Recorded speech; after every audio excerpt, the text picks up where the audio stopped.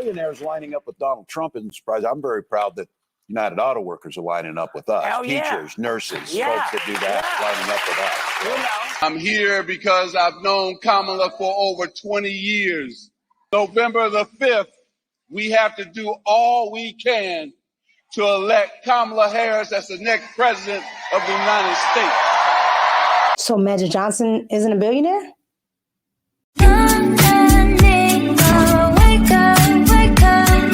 What's up, everybody? It's your girl Mika, and we're back for another Red Cup Talks, because y'all know when we got the Red Cup, we're about to spill some truth. So today I wanted to come on and talk about Tim Walz, who appeared on The View today. I know it's a shocker, but he appeared on The View today, and he answered some questions and talked with the ladies. I use that loosely. And he talked with the ladies about, you know, the rest of the campaign and the next and final 2 weeks of the presidential campaigns. Okay. So I want to get right into it. But the first thing I want to get into was Tim Walz on why JD Vance and Trump are weird. Here we go. You called them weird, and you weren't, there was no lie in anything you said. So you're a candidate now for vice president. Can you put into words for us what the last couple of months have been like for you? Yeah. Well, it started, remember, I missed the first call. I thought it was one of those warranty calls for your car, so I didn't take it. Somebody called and said, pick it up. And just the privilege of being with Vice President Harris and just traveling the country and getting to see Americans where they're at, getting to hear where they're at, waking up yesterday in Saginaw, Michigan, and going to a union hall and then a church to see people. It has been something. And when this started, I was, that whole thing, I think as a school teacher, very careful about not bullying and things. I was making an observation about these guys' behavior. You know, why are you focusing on other people's family? Why are you focusing on reproductive rights? Why is it this constant tearing people down? And I said, that's just not normal behavior for folks. And I was pointing that out. But look, over these 2 months, just to see the hopefulness and the optimism, folks are ready to move on. They're tired of the division. They're tired of the chaos. They're just, I keep saying this, you know, there's so many reasons that Kamala Harris will make a great president, but don't dismiss that sense of optimism and joy and a way forward. That means something to people and that in all of our lives. It just baffles me that he thinks that there's no reason why you should want to know why people do what they do. Like this, this is a presidential race. Like, what are we doing? What are we saying? Then he's talking about, oh, you know, I don't like the bullying. Sir, you're going to deal with Kim Jong-un. He's like one of the biggest bullies. Well, we should all be nice. Please. Okay, you and Kamala with this happy, happy, joy, joy. These wars that we're in are not joyful. It's just weird. We were talking about mind your own damn business is a good way to live. Exactly. It keeps you out of a lot of trouble. It makes you a better neighbor. I certainly think it makes you a better legislator. If there's things that we shouldn't be involved in, we should probably stay out of. And that's the message we've been making. And it's interesting across the political spectrum. I've been saying this. When did the party of Ronald Reagan think you should be making all of these individual decisions? When should they be in the bedroom, the exam room, the library? And when they forgot what the party of Ronald Reagan actually stood for. Yeah, it's different. Yeah, these guys are different. Yeah. Fortunately, Liz Cheney is going around reminding folks. Okay, these ladies on The View are annoying because at the end of the day, she said Liz Cheney is going to remind everybody about the party of Ronald Reagan. Only thing Liz Cheney is going to remind us of is that your daddy ran Junior Bush's presidency that got us into a war in Iraq, which was an invasion, which got his company Halliburton paid. Okay, that's the only thing she reminds us of. Other than that, like, girl, bye. And last but not least, he's like, oh, the unions are this. You got one union. Trump has all of the unions, not do me, all of them. Like this weekend, he got the Steelworkers Union. Take a look. Today I'm honored to receive the endorsement of 3 union locals representing U.S. Steel, Mon Valley.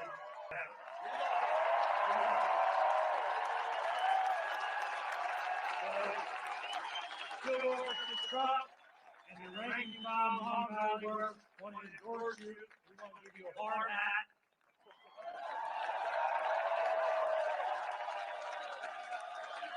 And also another hat too.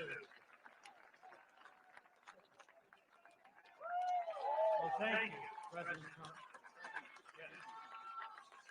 So as you see there, Trump is endorsed by the Steelworkers Union. So I'm not even sure what Tim is talking about, but you know, he's a knucklehead.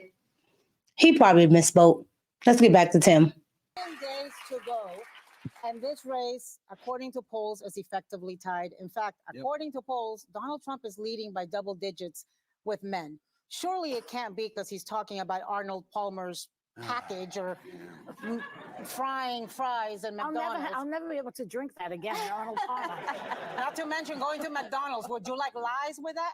But anyways, what do you think that is going on with men? Yeah, well, And what do you tell them? well, as Vice President says, we have a responsibility to earn the votes from everyone and not make the assumption that men or women are going to be with us. I hear oftentimes about the Black community. Why would we assume that they were with us unless we're putting out proposals that positively impact their life? And I think what you're seeing in these final days, it is going to be close, but this is where people are making up their mind. And it's very clear that, as you said, Donald Trump is spiraling down, unhinged. What worries me about these comments, some of these that are just so strange that they're hard to imagine, it's the dangerous ones in the middle of that, the enemy from within and some of that.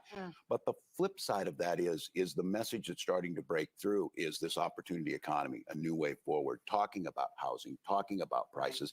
And I'll make the case, being someone who's in this generation, that sandwich generation. My mom's nearly 90. My son turned 18 last week. Putting proposals out on affordability of childcare, new paths forward to careers, internships, and then her proposal on Medicare in-home care, that is a game changer. My mom wants to stay in her home, and the ability that Medicare would pay for her care in-home is absolutely a game changer. And I think what men are hearing across that is these are things to strengthen their family, opportunities for them to start businesses. But what I'm just at rallies and stuff talking to them, for the women in your lives that you love, to the men out here, their lives are literally at risk here because we've seen this. Some of these extreme proposals around reproductive care, and that resonates with them. Okay, so Tampon Tim is out here talking about that men mostly care about reproduction. And now we keep talking about this sandwich generation. They do not want to talk about millennials and millennial issues as well as Gen Z. Like, we are the generation that you should be worried about, but they're not. They're worried about the older generations.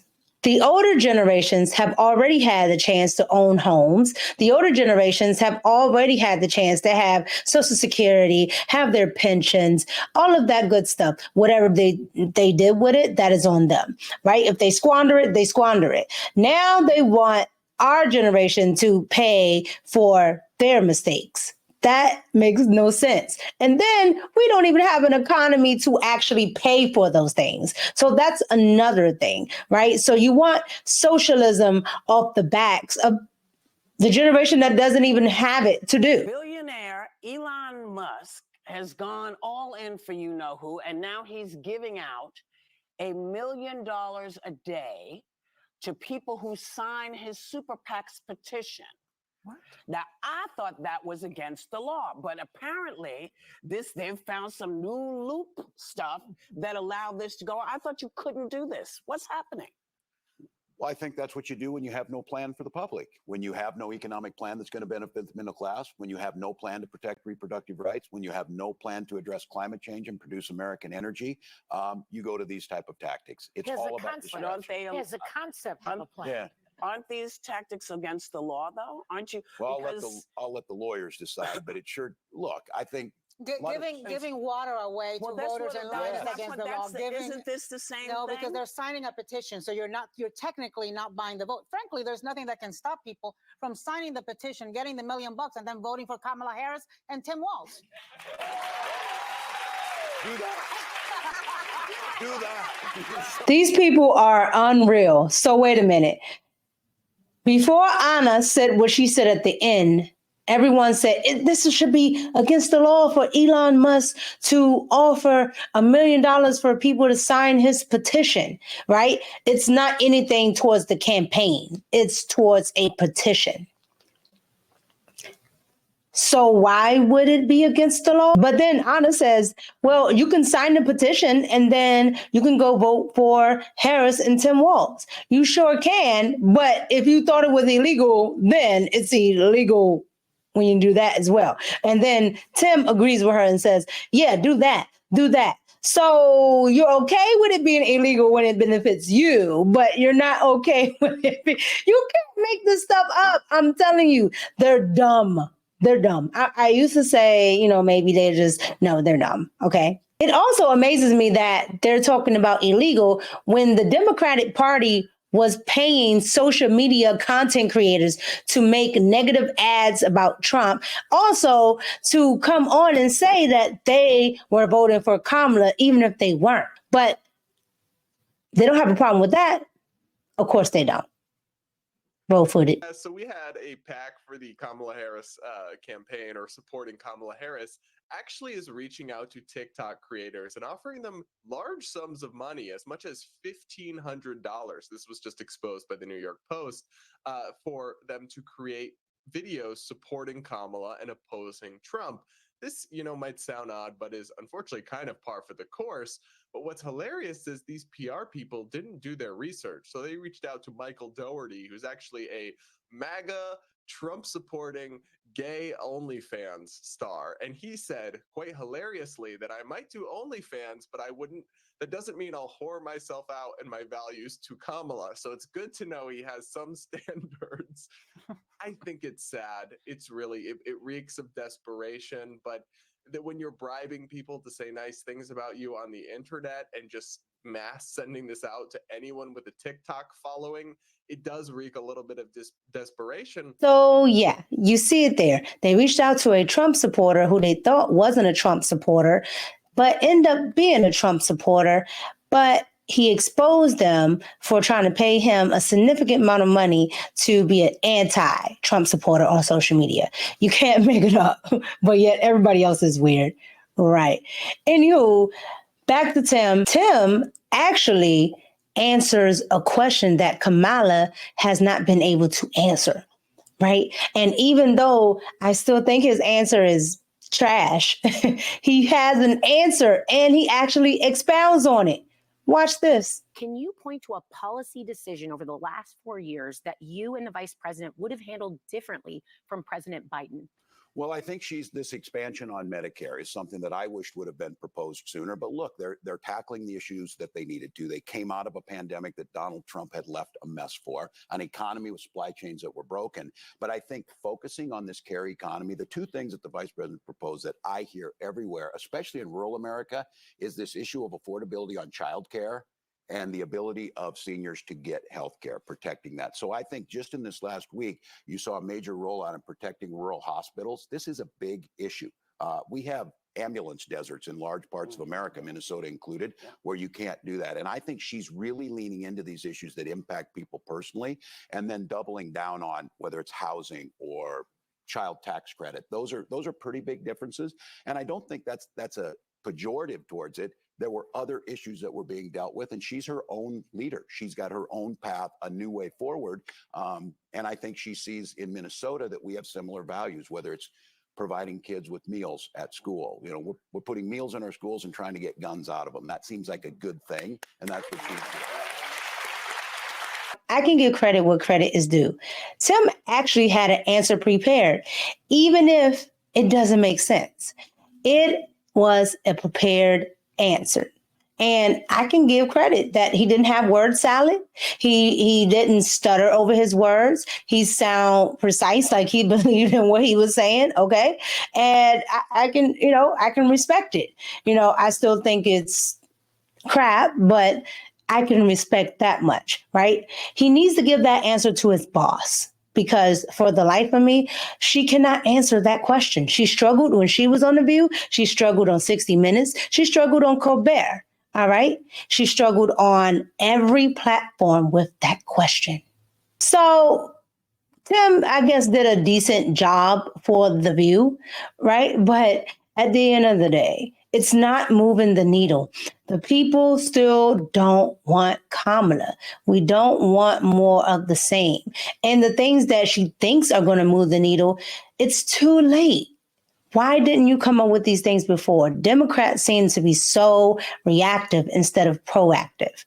But that's just how they like to be, because they think because they're seemingly the rock stars of politics, okay, that they can just get by on their notability, their big money, their corporate funding, and frankly, the fact that everybody likes them. They think they don't have to do anything. They think they already have your vote, especially people of color. They definitely think they already have your vote. So there's no reason to do anything. But this election, Kamala found out it's not going to go that way. And Trump is just trending up in the poll. But I could be wrong. So drop down in the comments and let me know. Did you like Tim Walz's interview on here? Did you think Tim Walz did okay? Or did you think, like always, it's trash? Tampon Tim didn't talk about anything, but he did have a decent answer for a question that his boss couldn't answer. So give him a D- for that. Anywho, let me know. Like, comment, and subscribe. As always, you can support me on Cash App, $officially Micca, MICCA. Okay, $officially Micca at Cash App. Or you can support here in the super chats or in the comments below with a super thanks. As always, thank you for watching. And it's your girl Micca. And I'm out. Peace.